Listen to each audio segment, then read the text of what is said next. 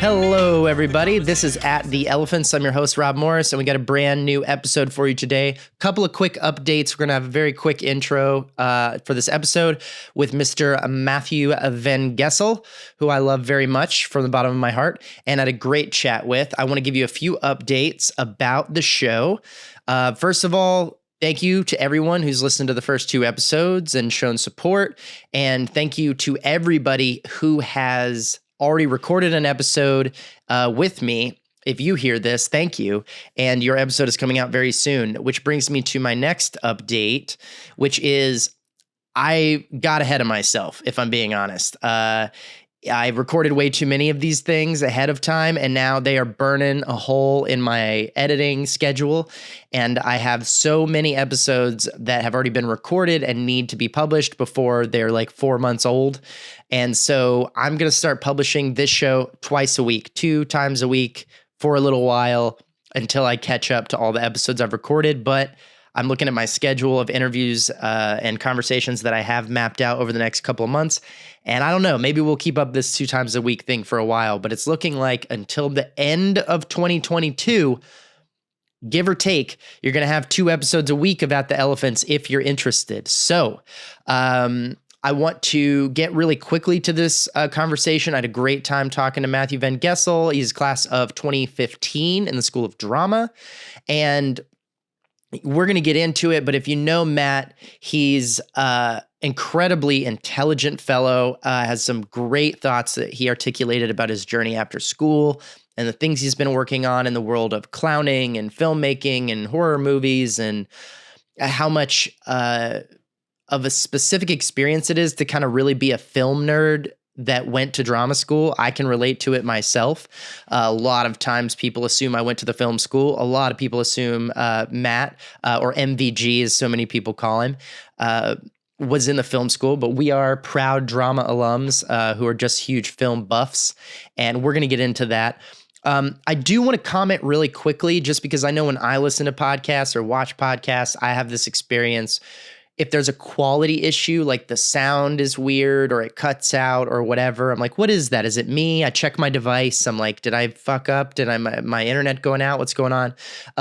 For so long, and I've mentioned this before, I refused to do this show online almost at all. I think very early, there was maybe a couple interviews I did over Skype back in the day when we were all Skyping. But I put off doing it over Zoom, even the pandemic. I think I recorded an episode or 2, but I just, for 2 reasons, and I've mentioned this on previous episodes, I find the in-person interviews have so much more intimacy. It feels like a more natural conversation. You're not waiting for other people to finish their thought to make sure you don't cut them off, which maybe for me is a better thing. But I put it off because I wanted the quality to be really good. I know sometimes I listen to podcasts and I think, oh, that microphone was so cheap. They sound all tinny, or it's all rustly, or there's no noise cancellation. So I'm hearing shit in the background, and I find that frustrating. But if you listen to the Joshua Morgan episode a couple of weeks ago, you know that I finally bit the bullet and said, you know what, fuck it. I'd rather have the conversations at the best quality I can possibly get them, and do it over Zoom for the people who I cannot get to, mostly people on the East Coast. I live in Los Angeles myself, despite my Times Square poster that I have behind me. So I did bite the bullet. I've done a lot of these interviews over Zoom, and I've also done some in-person interviews. If you heard the Charles Osborne episode, that one was in person here in my studio. I have another episode with Shayna Penn from the School of Design and Production coming out soon. That was recorded live here at my place. But a lot of these interviews are going to be over Zoom. This one with MVG is over Zoom. There are a few moments where the audio drops out. I made notes while it was happening. If you watch the video of this, you'll see I made a note every time it sounded like his audio was dropping out, and because of the internet. So the number one thing that I did to try to mitigate the quality issues is I got one of my microphones. I have a lot of them, and I put it in a little hard case and I shipped it to New York. And a lot of these interviews that we're doing are with my microphone that I sent to them to make sure that it's quality. that's one of the things that I can do. But what I can't do, and what did impact a number of these recordings, is the internet connection. So you have a dropout here and there. I've got a couple of interviews coming up, one that was filmed in a hotel room, and the hotel Wi-Fi, we all know if we've stayed in hotels and used the hotel Wi-Fi, not the best. It works, but it's not consistent. And so this interview that you're about to listen to does have a few drops. It's not that often. It's, I'm looking at my notes here, and it's about like maybe once every 10 minutes, 15 minutes. There's a couple of moments where it kind of drops out. And when I got it in the editor, I thought to myself, like, I'm going to go cut those moments, or I'm going to clip it, or I'm going to try to repair it. And truthfully, after reviewing it and really taking a look, it's not that bad. You basically understand what he was trying to say. And for an interview that's over an hour long, I mean, we're talking about a total of maybe 15 seconds of dropped audio. You can pretty much figure out what he was trying to say. It was recorded on my end, so my audio is clear, but all the stuff from Matt is where the drops happen. So that's what you're hearing. Don't adjust your TV screens. Don't adjust your iPhones or Androids or whatever you're listening to this on. It's not you. It's me. It's us. But it's a great chat, and I really think you're going to enjoy it. So let's get right into it. Let's get on with Mr. Matthew Van Gessel. Cool. How you doing, man? Dude, I'm doing well. Yeah? I'm doing well. Yeah, I've been doing, very well. Been very busy. You look like you've been working at the wharf, doing some fisherman's work. Wow. Yeah, what's the temperature are you in LA right now? Yeah. Let's see. What is it right this second? It's probably like 85. It's like going back up again. 86. So I think we have like one more week of like 90-ish stuff coming, and then we should be cooling off. We've arrived at winter already. Fantastic. It's already cold, huh? Yeah. Here, I'm hiding my self view here. That's so much better. But yeah, it's cold. It's very cold, which I'm down with. But you're like from there. You like that. You went back to that after college, and this is like what is that northeastern vibe. Yeah, and I mean, I was in LA for 6 months, and it's great. But I will say, for me, because I'm so used to and like the changes of the seasons and like gloomy, rainy days. To me, it's almost more oppressive missing them than not. I mean, I've been like in a great mood the last couple of days because of the cold weather. Right. No, we're like that too. Yeah. Yeah, we're definitely like that. It's it's so weird because I definitely appreciate it, but almost anywhere I've ever lived where it's really good, it's too much.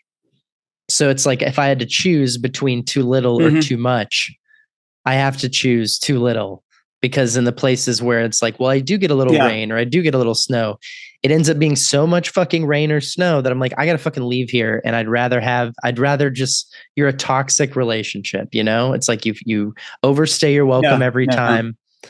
The weather's got to go, but I miss it all the time. And then I'm out here and I'm like, man, it's been like fucking months, like 10 months since I've seen rain. And I'm like, this sucks. But I only wanted to rain like for like 3 days. And then I wanted to go back to sunshine. Right. Exactly. Yeah. And it's what you can't have, but I mean, I love the West Coast too. And I definitely, enjoyed living there. I think that there's sort of, I need my external environment to, somehow be a reflection of my internal life. And I feel like my 20s especially has been, I want my environment to struggle with me, I guess. Like there's something about like LA feels like a place where I will go when I feel as though I've arrived or I've earned being there. Interesting. While in New York, I sort of walk out on the street and it's like, oh, here we like get to work, you put your nose to the grindstone and kind of, we don't do any work out here. It's a work-free environment. Right, exactly. It's all just beaches and smoking weed. That's all you guys do. I know. Right. I see. It's all given to us for free by the government. We don't have to go to work. Right. They just hand us sand and pot, and they're like, "You're welcome." pacified and Yep. they We're like don't. cattle. Exactly, Want the us to keep us California cattle. docile for Yeah, sure. Well, let's talk about your but yeah, 20s, dude. Because last time yeah, I really saw you and we were spending time together, you were just starting your 20s. it's true. That's true. I've only seen you like a couple of times since then. We Yeah, were I at think yeah, we overlapped yeah, a little bit at school, but not the whole time. You're a few years younger than right. me, and you're really quite a few years younger than me because I was older than my class. But one of the things that I got to just share off the bat, I always like to tell people how I know people, and I'll always think of you as my first real assistant, dude. Like I was Yeah, doing my yeah, directing program, and there's nothing in the directing program that says you get to or should have an assistant director for any of your projects. But I right. was like, I have my ADD and everything is too much, and I need somebody to download with at the end of the day and not wait till directing class. And you and I hit it off and we're buddies, and you were interested in the program, didn't end up doing it, but were interested in it for a while. And so it was like a kind of a win-win where it's like you got to be in on all of that future shit and try and like see what it would be like. And then I got to not have to take my own notes. Yeah, yeah, that's true. And I mean, but it changed. Like the directing program changed a lot, and I do feel like I Right. have said it multiple times since too. Like I'm greatly appreciated. I feel like I got in a lot of ways an abridged version of whatever you were learning in class that day. And the way that a lot of people say that the best way to learn something is by teaching it to somebody else, whether you were conscious of it or not, I think, you were also kind of relearning and confirming the things that had been addressed in class by sort of telling them to me. And I was like a Mm. puppy, in terms of how eager I was to learn some of these things. Right. I would And I like go sit also down with wasn't Gerald, and me and Robert Bessida and the other boys would try to milk right, everything out of him. And then I would run off right, to right. rehearsal and I would be like, Matt, fucking Yeah. Well, yeah, and you today. would give me like the highlights, and I also didn't Yeah. have the kind of the barrier of like having to get it from this kind of god guy. Like Who you had were just sort of aphasia like and could barely talk. right, exactly. I Double-edged mean, I trouble. remember he would like close his eyes, and he was so old, and two strokes and you're like he's asleep or something, and they'd be like, Gerald, and he's like, I'm listening. Yeah. He'd be like, he'd close his eyes just to really hear plays. But You know anyway, what I got a lot from you from that, and yeah, I still remember things that you've said, and things that you relayed from that class to me. And it definitely, I mean, I didn't need to go to the directing program because I already did it Right. practically. Like that Yeah. was In a kind of way, how. you had a kind of, what do they call it when you do that with academic classes? You don't have to take any of the tests or do any of the work, but you can go and Oh, watch you it. like audit, kind Yeah, of? you kind Is of that what you mean? audited the directing program after Yeah, the fact. You know what I that's mean? right. Like just kind of as it fizzled out as being this real Gerald's program. thing. Gerald's program, exactly, which he had. I mean, I reference, it's like right here. I reference a sense of direction constantly in everything I do. The book Great by book. William Yeah. Ball. That's like it's like and then it's funny actually. My fourth year as an actor, there's a lot more free time because you're doing prepping for showcase, and or not prepping for showcase, Right. and Like kind of left to your own devices, though you have many devices. yes, yeah, there are a lot of things to be done, but they're not making you do anything really.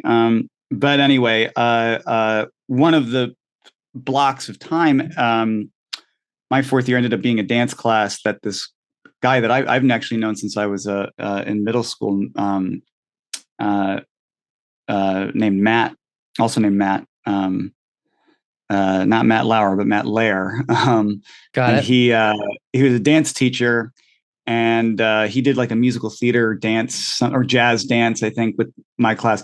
I didn't take a single one of them because Carl and Quinn had me be in, they called it consortium, I think. Yeah. That started I my don't know if third, Gerald or called it that the started same my fourth thing. year. Yeah, he did. Yeah. That's a Carl thing. Yeah. Where it was sort of like, like practice directing, and I was It was a the puppet. directing lab, really. Lab, sure, yeah. Like, to use a And I mean, college term, yeah.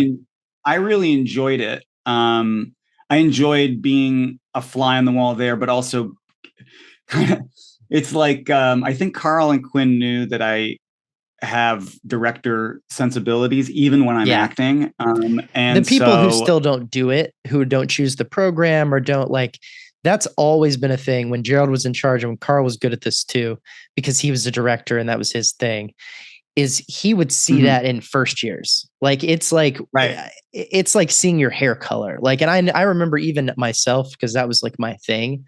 That's why I picked you to be my assistant. It wasn't just because you were some actor right, kid that was like particularly fun to hang out with. It was like, right. you've got that mindset already. You're going to appreciate the conversation, give things back, and I mean, yeah, of course. Mhm, So they're going to know that. And for anyone curious, that class, which Carl brought in, I don't know how long it lasted or if any version of it still exists now, but when Carl brought it in, it was my fourth year, and directing class was, well, I should say the program really, other than directing shows instead of acting, was three main differences. Otherwise, you took all the acting classes, but you took right, two directing classes with Gerald, and then you would take design classes in DMP. And these were in place of like extra singing and dance classes and stuff like that. They would just swap you right. out. And when Gerald did it, it was really only two classes. It was two directing classes, and one of them was only your year. So there was a third and a fourth year, and it would be only the third years would meet with him once a week.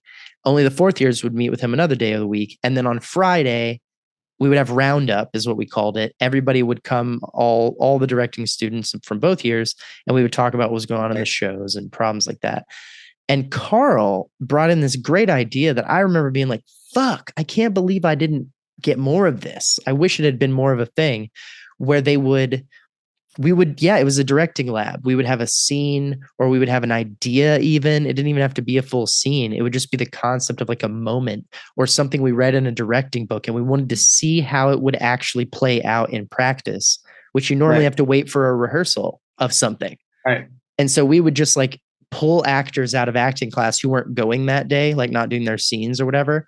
And we would just pull them in, and we would be like, yo, what's with this fucking moment in Streetcar? No one's even doing it, but we were talking about it a week ago. And we're like, what if we could see how that physically looks, or what's the important moment that's really happening here? But we can't just 5 directors sit around and figure that out.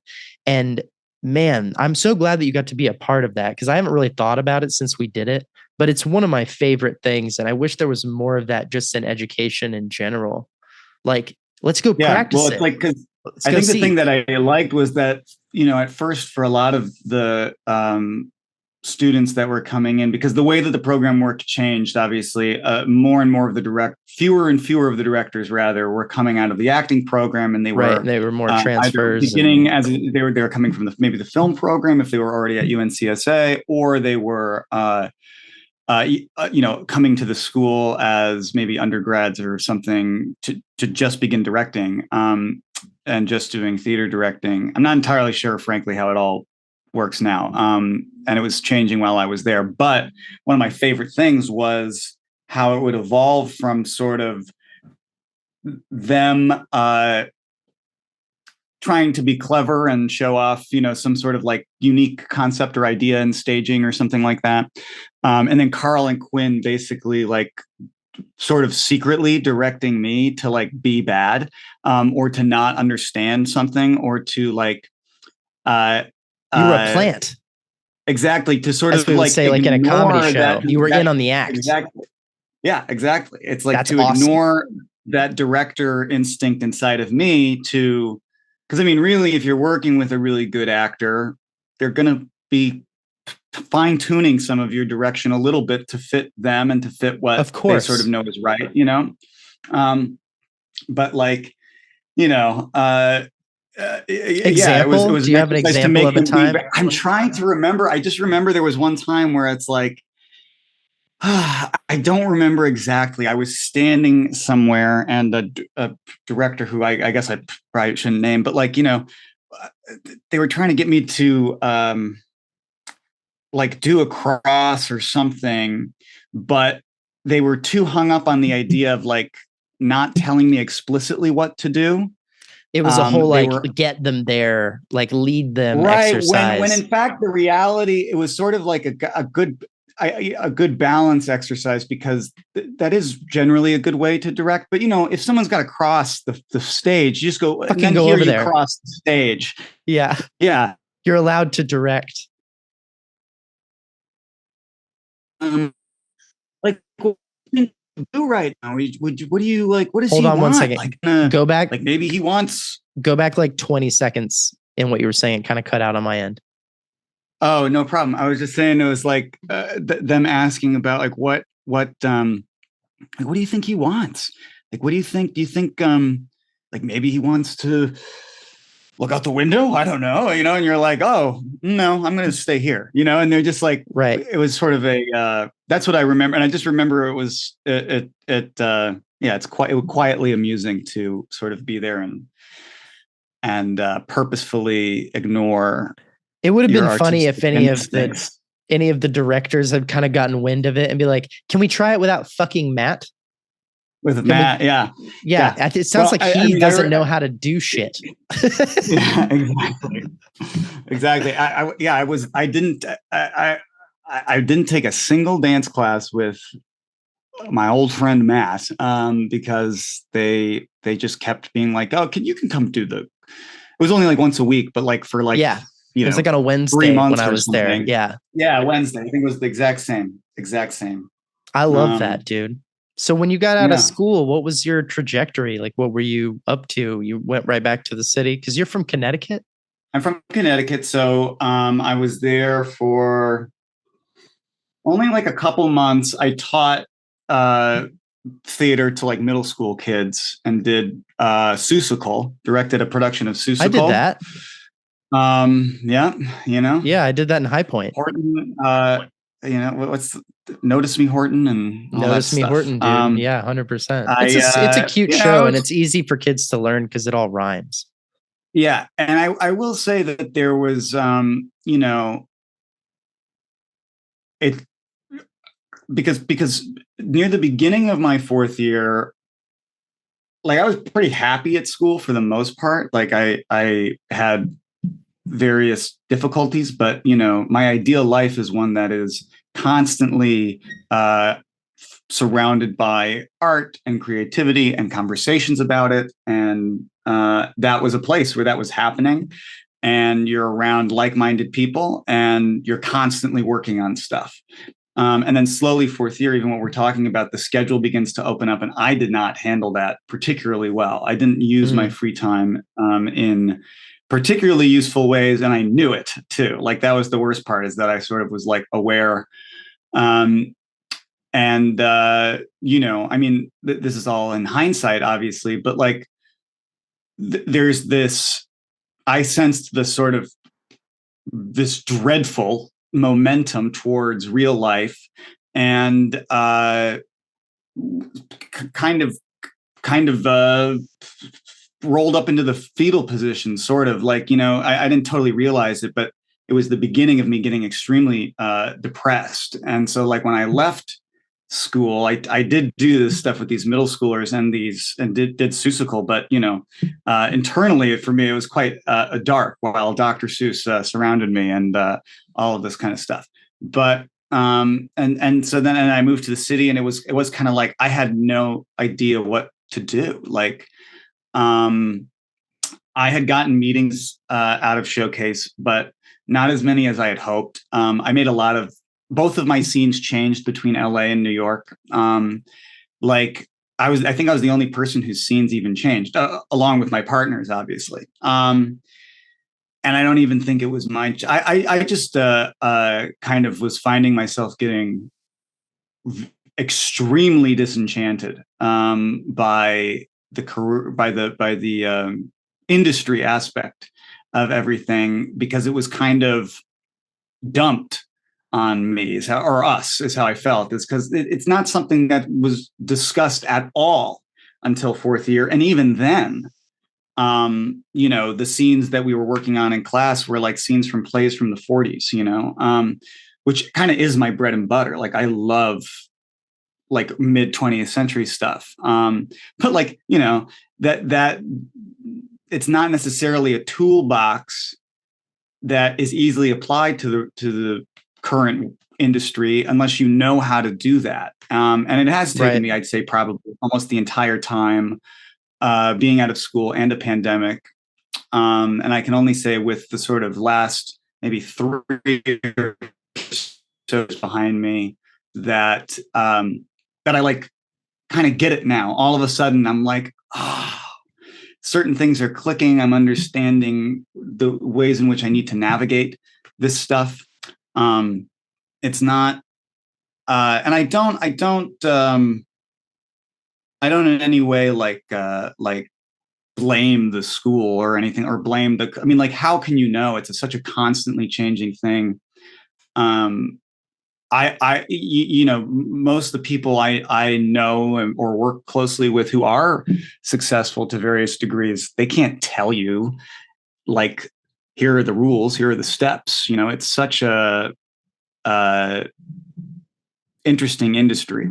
But the one thing above all else that I did really appreciate, that I think was enforced in kind of the last 2 years I was there, and really I do credit Carl with this, was a big drive to make your own work, right, and to self-produce and to do things like that. And so that really became what I focused on once I came to New York. I did the whole, well, I guess I should say I did showcase. I had a bunch of meetings. And this is a somewhat vulnerable story, I guess, but I think it's good. I fell the week before moving to New York, like drunk with some people. I fell down some stairs and I hit my eye.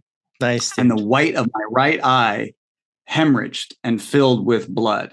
Holy shit. So it didn't hurt, but I looked gnarly. I looked like a James Bond villain. I had one like fully red eye. You've already got some pretty big Googlers there, my dude.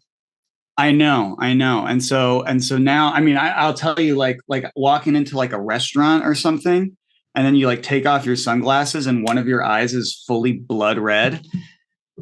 People would give me this like, oh shit, like don't fuck with that guy. Right. Like they feared me, which I kind of dug. But I did like a couple meetings where I had to look like that, and sort of was just like, yeah, I fell. And I also had meetings with some big agencies, but more meetings with smaller agencies, and kind of counted my chickens a little bit before they hatched, in the sense that I was like, oh, well, I mean, if these other agencies are interested, like, fuck these little ones. And I didn't really, I was riding on a kind of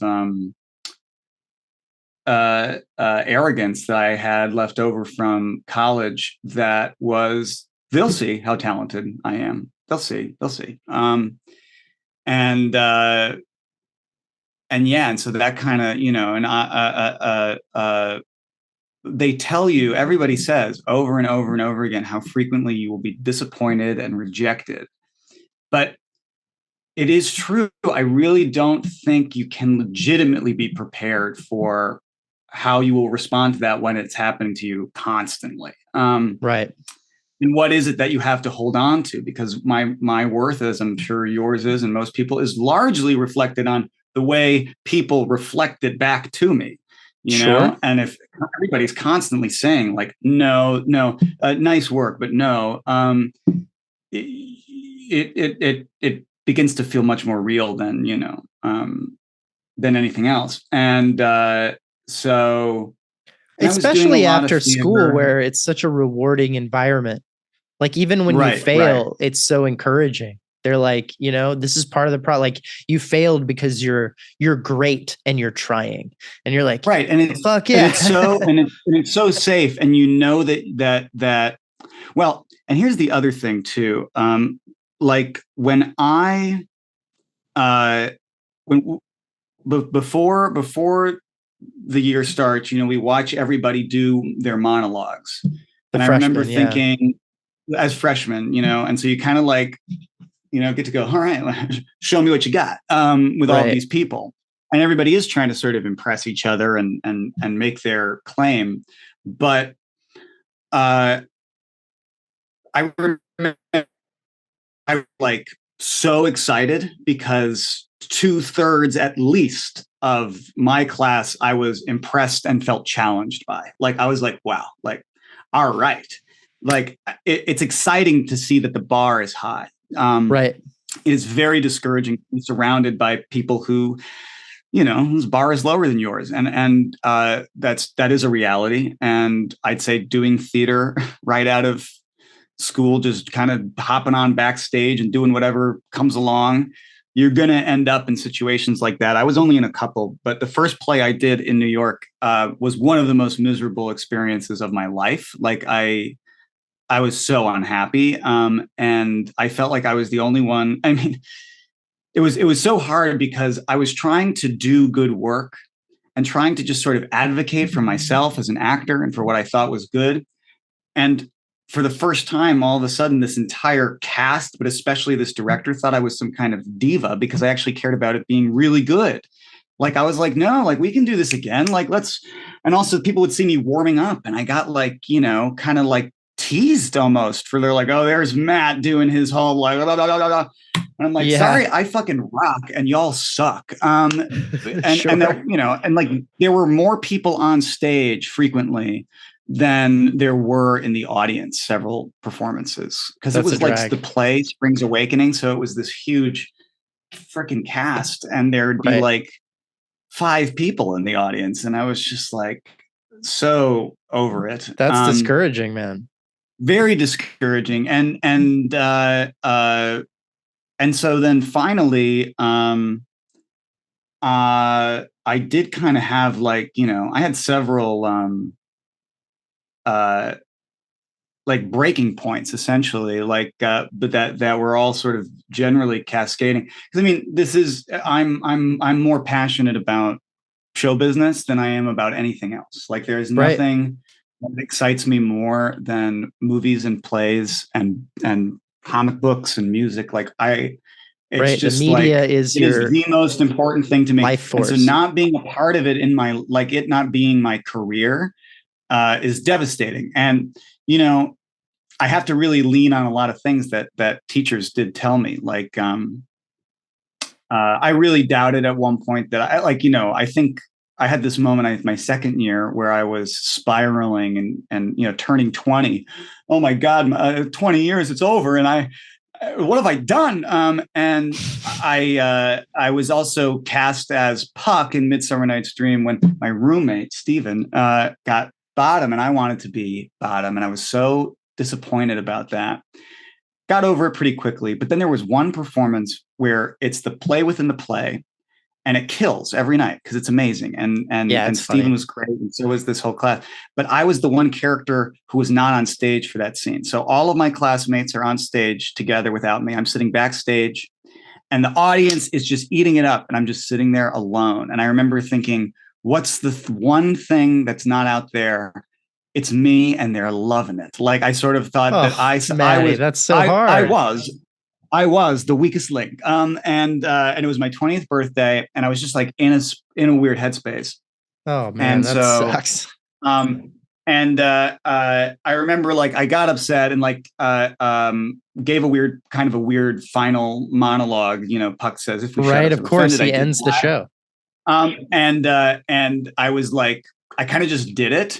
And Matt Bullock, of course, rest in peace, the great. I've been talking about him a lot recently, but Yeah, he he comes up still for me all the time. all the time, all the time. I miss him a lot. That's But what happens when you're fucking great. yeah, he was like, uh, well, he said a lot of things to me that were very encouraging and helpful during times like that. But he was like giving me notes, and I was like really trying to like keep it together. Like I was like on the verge of sobbing, and Right. well, my thought was thinking, oh, your dreams have been a mistake, is what I kept thinking. And Oof. and I said something along the lines of like, um, I'm doubting whether or not I'm any good. And Matt goes, man, only the best ones do. And then after that, he also said, his classic line too. You've probably heard him say this and use it in stories as well. But he goes, "Hey, man, you can be in my play." And so, and which is like he would say the greatest compliment he could give somebody is wanting them to be in his play.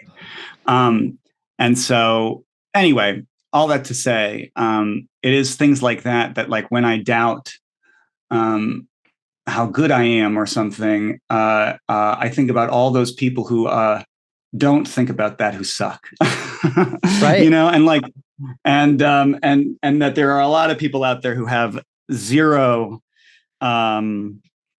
self-doubt, or at least very minimal self-doubt that they've repressed or something. I don't know how some of those people do it, but they don't grow as a result, and they don't they don't all of the it's all of the things that you hear over and over again. But I all of those hard things and those, I mean, it's been almost 10 years. Crazy to think. I guess since I started school, rather, but Right. yeah, it's 7, 8, something like that. But I was doing like all theater pretty much. And I came to all of this acting, everything, because as a little kid, I loved movies. Like Right. I Of was, course. I would go to the library and get, I would go like this to the shelves of movies. And You're one of those drama kids that I think everybody is surprised isn't in film school. And I'm the same way. oh yeah, I was just at a screening last night that was a bunch of somewhat more recent film student people from UNCSA and other film people. And when I mentioned that I went to the school, they're all like, "Oh, the film program, of course." Right. I was frequently, people were surprised frequently that I was a drama student. I think that all you got to do is spend like, a certain amount of time with me. And maybe if I've had like a drink, I'll start singing musical theater and dancing or something. And you go, "Oh, he's Were an you actor." drinking when you applied to go to drama school instead of film school? How did that happen? Yeah. I always had this dream, just because of the way it's portrayed in media, of like NYU Film School. Like I had Sure. no idea. But I made movies in high school. Like I made a feature length Hamlet movie that stars our mutual acquaintance Max Stampa Brown as Hamlet, because him and I went to high school together. I don't know if you Yeah. remember that, Yeah. I did but know that. I didn't know the Hamlet story. yeah. The trailer is still online. I actually have done a few searches, but the film I think is lost. It's on a hard drive on a eMac, like a desktop computer I edited it on somewhere, but I don't know where it is. I think the movie's gone, but whatever. We'll do a remake. But Sure. I was always making movies, like camcorders, like even before I had friends, I made Lego movies, like, Yeah, dude. and You know all what I that kind liked of when I stuff. was a kid? There was this it was almost like a game, and it was a computer program that my buddy had, and it was a Simpsons movie maker. And Yeah, the it would Legos give did the you same thing. yeah, it would give you little animated Simpsons guys, and you could use stock lines, and there was a timeline. It was like very Right. rudimentary, like iMovie, but only for The Simpsons. And me and my Yeah. buddy would get together and make little sequences, and it would take the computer like an hour to play it back because it was so not capable of doing that. But yeah, I think I that remember gets that you same one way stuff. or another. Well, the editing on the computer really, so like, and I think I appreciate it because I don't know if I had the ability to like learning to advocate for myself has taken me a long time to do that. I kind of What does that mean for you? what that means for me is like saying I want what I want and going to get it. Sure. like there's sort of this thing that I think is also a kind of a millennial thing, where you're sort of sorry to ask for everything. It's the kind Sure. of joke of like, no worries if not, though. No worries if not. Like I've Right. stopped including that in emails because now I'm like, you know what? Worry if not. Worry if not. Yeah. Like I'm like, I want it, do it. Like, and it took me a long time to get to a place where I feel like I'm allowed to say that and be that way and demand what I want and get what I want. But I wouldn't have known, I wouldn't have been self-aware at a certain age to know that the things I just was following my interests. I was just going after things Right. that I'm interested in. And you know, like there are people, for example, I think, who read books for other people so that they can talk about them with people. They especially when it comes to like classic novels. People will Sure. read them The only reason so that people they can read them say is so they've they read can them and talk then they about can how they talk read about them them. with people. Exactly. You know, and I've picked up a few of those books and tried to do it. You know, I can say that because I've had that experience, but I'd say that, you know, my like obsession with movies is like more embarrassing than it is something I'm proud of frequently. Like, because it's my reference point for everything. So I talk about it Right. constantly and I can't help it. Like it'll be this Sure. thing where every single moment I'll go, oh, it's just like this. There's this moment in this one movie, 1946, Frank Capra. It's like, and like, you know what I'm talking about? And inevitably they go, no, I have no idea what you're talking about. And I go, oh, sorry. Like, you know, I just went, I got drinks Right. with You somebody never a few get that months ago. connection. Yeah. Well, and I mean, and occasionally I do. And it's either extremely exciting or terrifying because it's a reflection of this part of myself of the like movie nerd. But that's why we're Um, friends. exactly. We're I mean, and 100% most of friends my for that friends reason. are people who fit into this thing where it's like, um, Well, it's got to be when a one lot or of the people other. like hearing about movies they don't know about, you know, like Yeah, a but lot of that's people the for some thing, Matt. reason. You can't let those people be in control of who's in your life. Like my wife is Korean and she was raised super conservative, didn't watch a lot of Mhm. movies. Her parents watch like sports and like Korean dramas and they don't know fucking Speed and Lethal Weapon and shit that I grew up watching, at least Right. stuff from my own lifetime. And you're even more of a nerd than me because you're like a classic film guy. Like old Yeah. shit that I wouldn't be able to get with you on Francis Capra either. I would be like, I think and I Yeah. saw a Frankly, yeah. still once, but like but we can talk about Tarantino and we can talk Sure. about, Yeah. Cameron Crowe and we could talk about these people, at least from our own time. And that was the thing that has been tough for me my whole life because I totally relate to your situation in that I have that same struggle to connect with people who have the same taste is like an upper echelon, just awareness and knowledge of where the fuck I'm going with something is Right. so rare and it makes it so special. But you know I think what's it's a crazy, muscle man? too. Yeah. It is. The crazy thing is that as we get this great condensed information period of evolution where there's so much and every day there's more, the younger people are even less interested in before than they ever have been.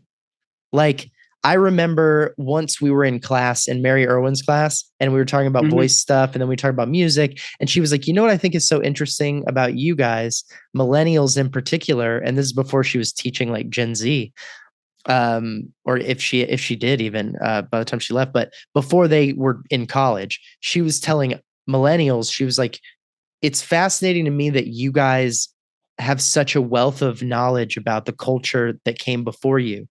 She's like, when I was growing up, we didn't listen to the same music as our parents ever at all. It was totally different. They listened to their music. We listened to our new like rock and roll music and they thought it was bad. And we thought theirs was boring. And she was like, Yeah. Yeah. you guys know the same music I do. I'll be walking down the Yeah. hall and I'll hear this kid born in the late 80s, early 90s being like singing Steely Dan. And I'm like, what the fuck is Yeah. happening? But Well, now the cycle is coming back around and the young kids, it's going back the way it was. where they're like, the music from the late 2000s or late 90s is old, boring stuff. I don't even know what it is. And what's going on now is the only thing I've heard. This movie that came out 2 years ago is the only one I've seen. I don't know that it's a reference to, Ivan Reitman. I don't know who that is. It's like we're back in that area where the kids don't care. They're not interested. Yeah. And so you and we've got to party with the older folks, or we've got nobody to talk to. Yeah, I'd say that that's mostly, I feel that to be mostly true. I think, like, being here, living in one of these major coastal cities spoils you a little bit, and the people that you get to meet. So it's obviously not really a average. I have fun. I hang out with a lot more early 20s people. Okay, you froze for a second. I wanted to make sure you're still. I'm here. Go ahead. And I'd say that a lot that it's a mix, and I feel like there is maybe less interest in that stuff, but I am quite impressed by the knowledge of some people much younger than me about areas I thought I knew things about. And in addition, I think you just found nerds. You found special nerds. Right. Well, and something though that a lot of young people, I just have this innate thing where I want to avoid ever saying there's something wrong with young people. Like, you don't want to feel old yourself, because that instantly grandpas you. That might be why, but it's really like more so just look at history, where it's like that's the way everybody thinks and feels constantly. Everybody thinks that the youngest generation is going to fuck it all up. This whole thing of generationalism is something I feel like I was just sort of ignorant of for so many years, because I do love old people. Like, I'm a person who just jives with old people, and they fuck with me too. Like the people who love me the most are like women in their 60s and 70s. Like, oh, for sure. I relate to that. They're like, they're, when I meet these, like, especially ones who are like from New York or like slightly well read or something, they're like, you're so smart for a young man. Like, anyway, I like those people. And I've hung out with them a lot, growing up, and just never. And so when this whole boomer thing started, and like I started hearing, I didn't even know, like, that I was called a millennial, I think, until I was like a freshman in college. Like, it just wasn't a part of the normal conversation. We weren't talking about it when we were kids. Now all of a sudden it's like a gender or a race thing too. It's like how old you are, or what years you were born in. And I don't know. Well, let me be clear. When I talk shit about these young kids not giving a fuck about old stuff, I don't include within that a parenthetical that's like, and that's bad. Who gives a shit? Right. It makes it harder for me to talk to them, because that's how I communicate, because I'm like you. But I don't think it's a problem. Who gives a fuck if they've seen Die Hard? Die Hard is for me. Yeah. Right. It's for me to enjoy. And if they don't want to watch it, then who gives a shit? Yeah. But I do think that curiosity is my favorite trait in people. And but there's so much stuff now for them to be curious about. They don't have time to watch shit from the 40s. Agreed. That's how they feel. I think, if they were smart at all, they realize it's much better. But see, you're the generational fuck. It was you. But like like last night I was at a film screening of, it was like new films by all sort of extremely independent, like, these movies were made for no money, and quite some of them are like quite out there, and but and that is kind of like what excites me. I don't understand all of it. Like I'm kind of new to social media, sort of in the last like 2 years, like actually participating in it. Like I feel like that's just like a whole new thing to me, and like watching TikToks and like, what kids are doing on Instagram and all that kind of stuff. And, some of it's depressing, but some of it I'm like, wow, like they have so much more drive or something. I mean, maybe it's sort of a sickness, a desire to be liked and seen and famous and whatever. But I mean, hey, that was what was driving me when I was that age. Like, we all wanted it. Have, we just didn't have the outlet.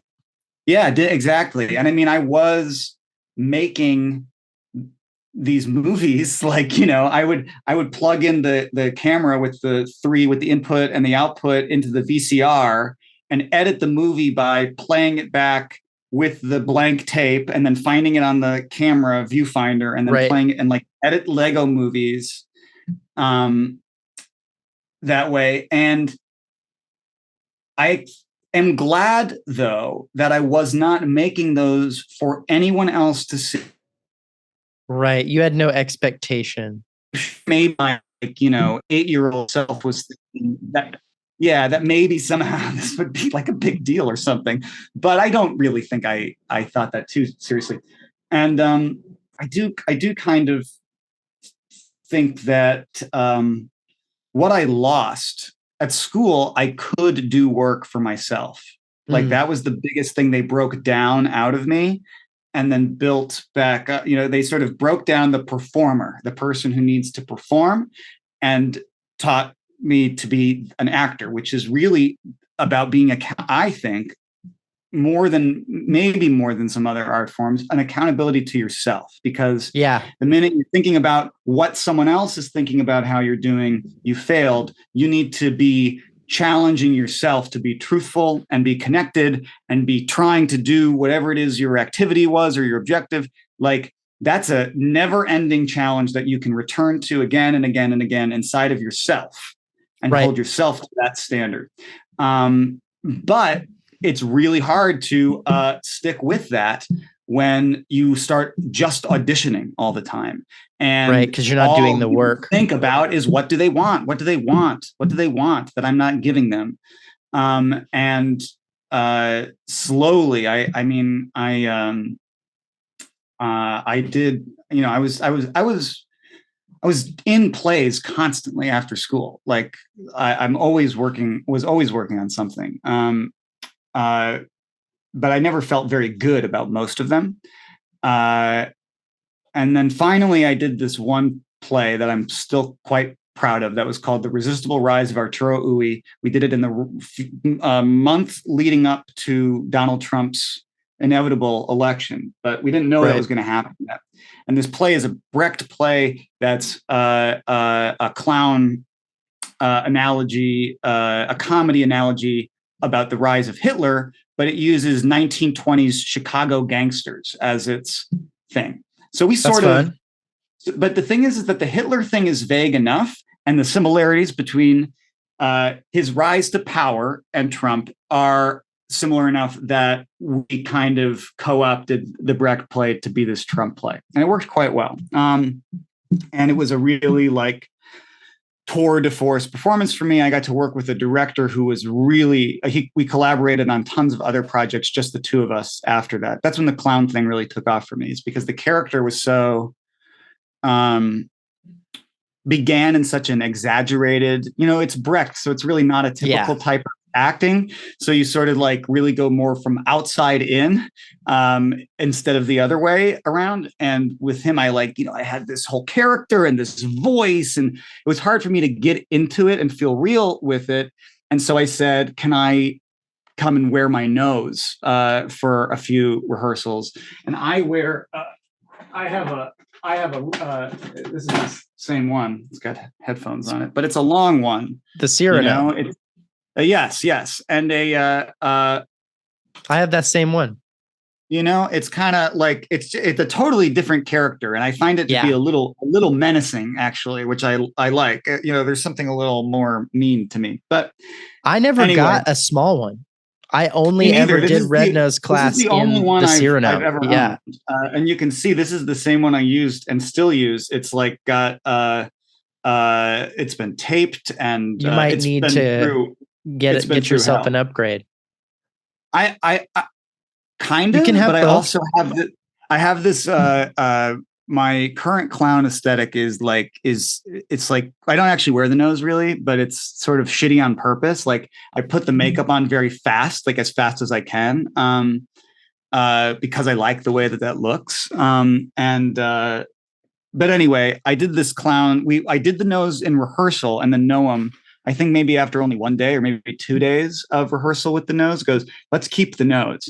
And this is a skillful director, because I was playing the central character and had this sort of big creative impulse that was very inspiring to me. And he recognized that. And then the entire show became framed around this nose and became framed around a circus aesthetic that was now being pumped into it. And in fact, there was a framing device where the set was a hyper-real Trump campaign office, and I was the mail boy, and everybody else had these higher positions of a pre-show where everybody's working in the office as the audience comes in, and I'm handing out mail, and then I get the unaddressed package that has this nose, and I'm like, what the fuck is that? And then like Jim Carrey and the mask, it like goes on, and the entire world shifts around me. And there were moments where it kind of would come out, and I got to sort of also be a real person who this was happening to. Anyway, it was an amazing acting challenge. It was the most fun I've probably ever had acting. And there was a write-up about it in the New York Times, and my face was on the Sunday arts edition of the New York Times. Fuck yeah, dude. And that was just like, fuck yeah. And there was this sort of feeling, once again, extremely sort of premature of, oh, I've arrived. Like now things will start happening. You're done. And it was my inability to sort of ride that. But then also to be said, Donald Trump got elected, and everybody thought that in New York, especially, everybody acted like the world was going to end. And so, right, of course. And that is when I really, and I really sunk into, like that was like the darkest, worst. Like I stopped doing anything really. And it wasn't really, it had very little to do with Trump, but it sort of cast the air over my personal issues, of just like, we're talking about how the outside world reflects the interior and vice versa, and how they need to sort of have this harmonious. So, that is when like I started going to therapy, and that is when I started like sort of trying to seriously address what it was that I wanted to do. And I was so distracted by so many different things. And so then I just totally, went, I'm just going to be a clown, because I also got tired of telling people I was an actor. Because I didn't feel like, I still actually don't like saying that I am, or a director. I like that at this point in your story, you are more comfortable telling people you're a clown than an actor, which I don't know anyone who has a fear of actors, except for maybe you. Well, that's true. I mean, I also don't like most clowns, especially ones that go into drama school. Like right. The worst. How does this chair open? Like, chair open? Yeah, like a folding chair. That was what I was just imagining. Got it. I was imagining a normal wooden chair opening. Yeah, I don't know. Like there's a certain way. Anyway, that's a tangent that I don't really want to go on actually. But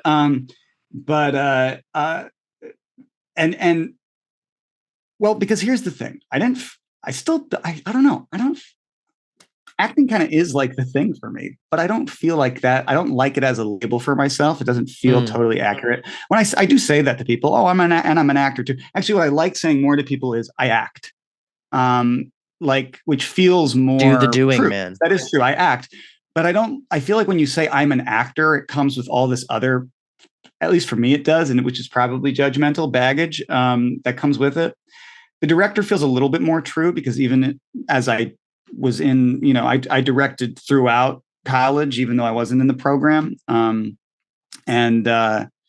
was, successful at that, I thought, and was seen by a lot of my classmates as like the director, even though I was mostly acting with them, I was still like, I had this kind of vibe of the director, but then, I started doing these clown shows with Noam, which were all solo shows that I wrote, that, were really fulfilling, like some of the best, most fun. And they helped me, they informed me as an actor in so many ways. And I really was glad I got into that art form and watched people like Bill Irwin and David Shiner, and reinvigorated my love of, like, a deep love of Buster Keaton and Chaplin, and Harold Lloyd, and like watching those guys all the time. I still do. I pop them on, like, love those guys. And then it became my job. Like, a sort of job fell into my lap where I could do it for 2.5 years. I did birthday parties and festivals and weddings, and all I did was be a clown. Throughout most of that time, I didn't really do a ton of other stuff. I did a couple solo shows. I directed.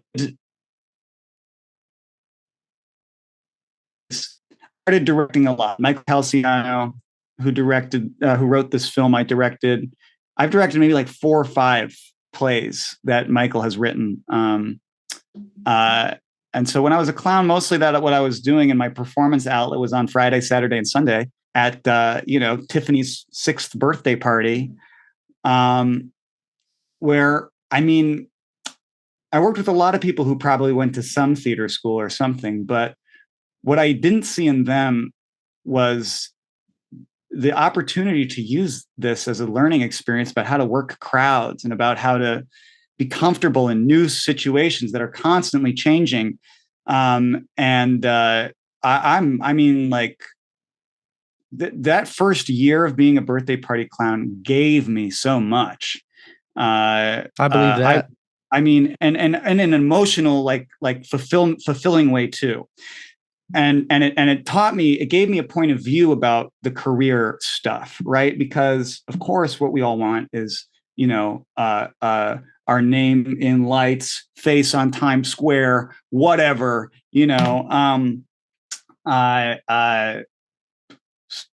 something that's sort of like extremely legitimate, that is a testament to your worth. That's to me what it would mean too. You would never have to prove anything to anybody ever again, because you did it the one time in the movie, and now it's there forever.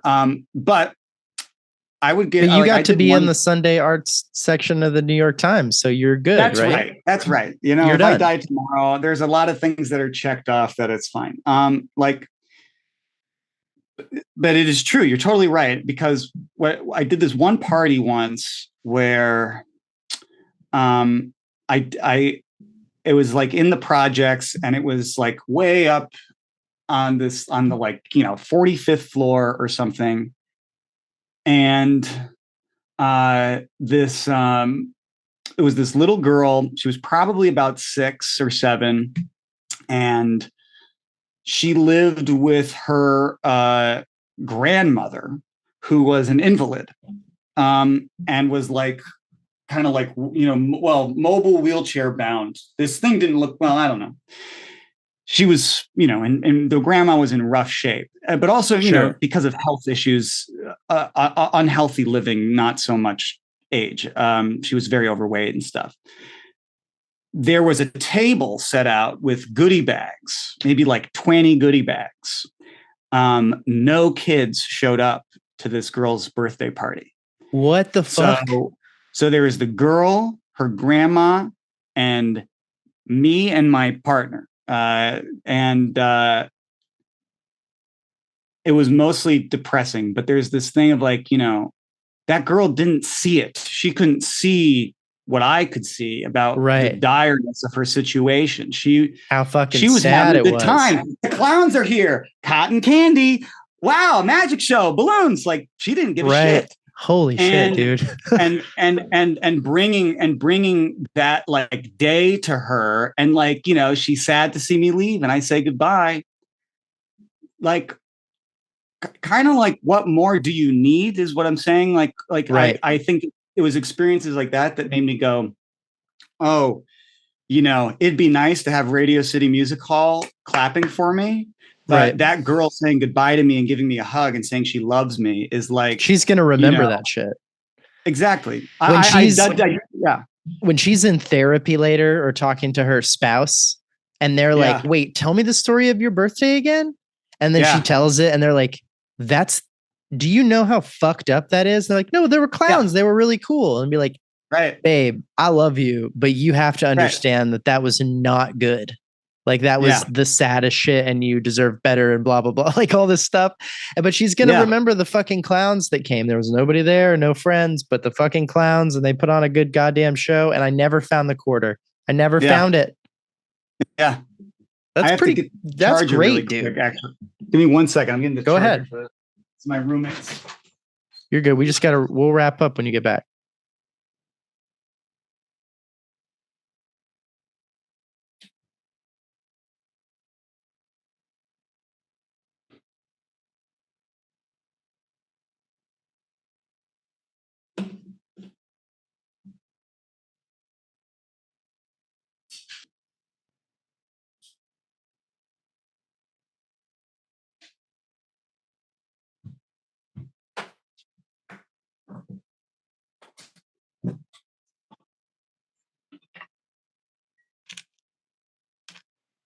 How does this fucking work?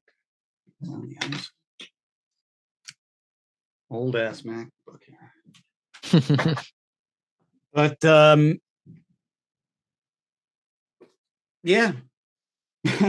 Well, and then I quit the clown job right before the pandemic. Pandemic happened. I did nothing. All I did was watch movies mostly, moved to LA, and then decided all I ever really wanted to do, as I always knew I wanted to do, was make movies. And so now that is what I'm mostly committed to. The clown stuff is like a hobby. And I like get ideas for clown bits all the time and I'll write them down. And like sometimes an opportunity will present itself where someone's like, hey, you want to like come do a bit? Because like now it's all adult stuff. It's all a specific character, Dr. Pockets, who's a therapist. And it's all nude, right? It's fully nude. I've gotten close. There was a part of it that was like the whole idea is that I stopped going to therapy during the pandemic because I hated Zoom therapy. Sure. There's something you've done very well in this. Thank you. But it's something about the well, it's our circumstances of this conversation are a little different though. Like I'm not paying you. And also wait, what? The fuck out of here, dude. Well, only if I get to plug Celsius. Please do. Brought to you by. Yeah, exactly. But I was paying whatever, it's like $150 an hour. I think he brought it down like $100 an hour when it was Zoom. It's like, it's not nothing. Yeah, it's a lot of money. And as it's already apparent in this, I would do most of the talking in that hour. And sure. You need someone to interrupt you a little bit. Well, it's not just that, but it's the mentality of we both have come here. I knew he lived in Long Island and I lived in Brooklyn, and we both commuted to the office to both be there. He's there all day, but I made the trip. Yeah, no, for sure. I'm sitting in the room. We're sitting across from each other. And so even if he's just listening to me, I feel like it's, genuine.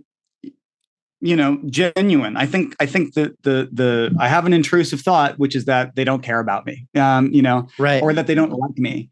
And that, because the whole money element gets in the way for me. I just I'm like, oh, I'm paying you, so you'll just do whatever the fuck, and like, do I really need to pay you $100 to sit silently across from me? So I stopped going to therapy. I want to go again. I'm very pro therapy. I don't think it's a bad thing or anything like that. But that was just an issue I was having. You'd be better off spending that money at the strip club. Same situation, but you know exactly what you're getting as you leave. Yeah, well, I don't know about that.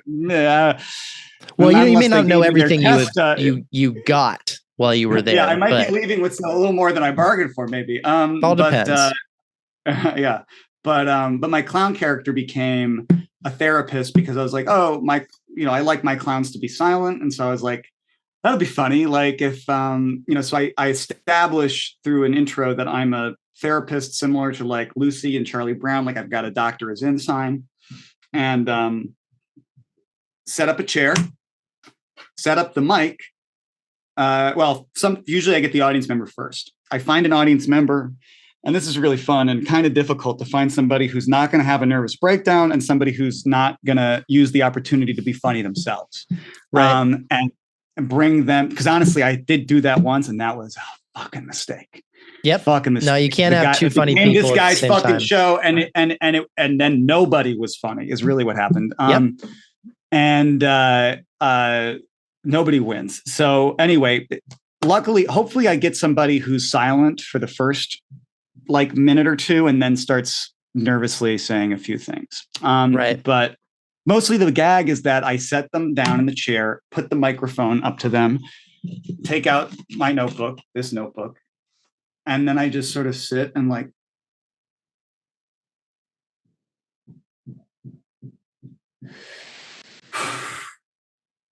right. Stuff like that. Slowly their behavior will be, they'll adjust in their seat, or something like that. And then slowly, progressively, I fall in love with them. That's how the bit resolves, is that I fall in love with them. I kind of have a contrived bit where I make the person go away. And then I use my helium tank and I sing Brazil on helium. Why? Where do you do this?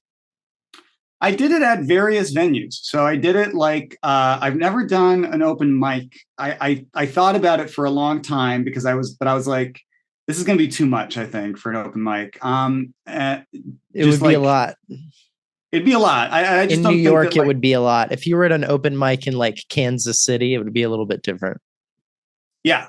Frankly, I think it would be incredible in a place like that. But it does well. My friend Jared Thompson, who's Drama 2010, he Jared. does he does clown shit at open mics and stuff. And it does better in Arkansas. Right. Mine is definitely it's somewhat avant-garde, I guess. It's somewhat it's somewhat of an alternative comedy type thing. It's not stand-up. It's not stand-up. No. And that's what a lot of people at open mics are expecting both to do and to see. And when anything breaks that rules, they're like, right. So the venues where I do this stuff, I'm generally, bookended by burlesque performances or drag queens. So that's like where I've gone and done this. But I did do it enough. Last summer, I did it a ton. I really kind of developed and created the character and like did a whole bunch of things.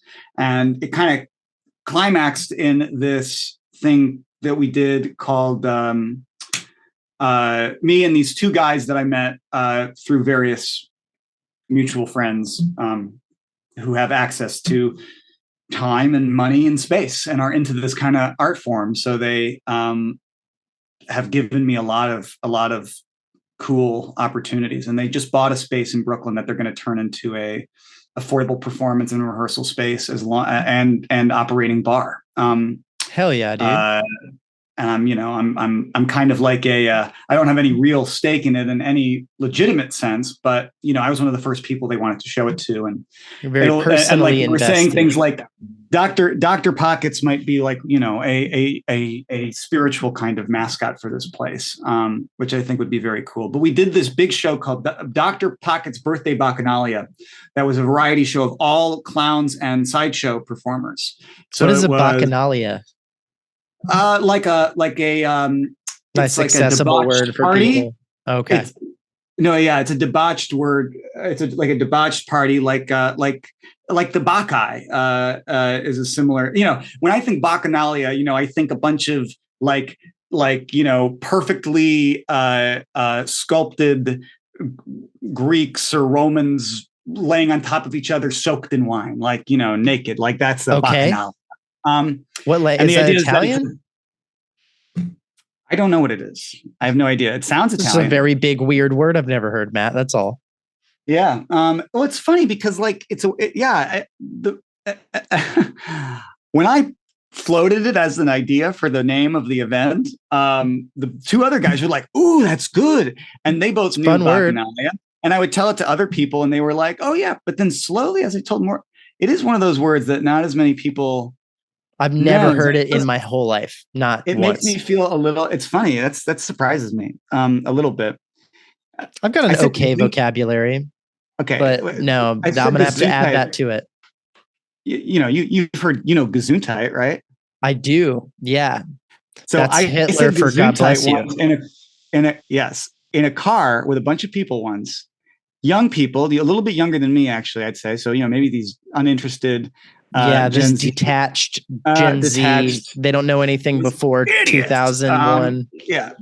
I said Gesundheit when somebody sneezed, and somebody said, "What?" I said Gesundheit. And they're like, "What? What?" Like they were so confused. And I was like, "It's like a thing you say instead of the blush. It's like a sneeze." And I was like, "It's like you guys haven't." And I was gaslit basically by this car because all these people are like, "No, no." Literally denied that. They were like, "I've never heard of that. I've never heard of that. Have you heard of that? No, I've never heard of that."